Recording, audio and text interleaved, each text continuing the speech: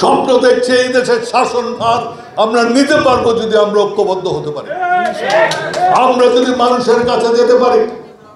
আজকে যেই সব আপনার রিফর্মের কথা বলো, সংস্কারের কথা বলা হচ্ছে, এই সংস্কারগুলো যারা আজকে সংস্কার করার জন্য বসছে তারাই বাধা দিয়েছিল।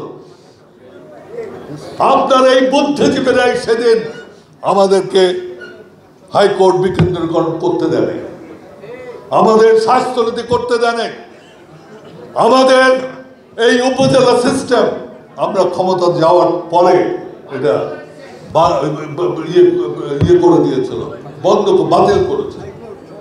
পরে যখন দেখেছে যে তারা দেশকে চালাতে পারছে না, তখন তারা এই উপজেলা পদ্ধতি আবার এনেছে, রিফর্মের কথা বলছে। আজকে প্রপোর্শনাল রিপ্রেজেন্টেটিভ অর্থাৎ আনুপাতিক হারে সাংসদ নির্বাচন করা, এইটাও ঈশ্বর সাহেবের কথা।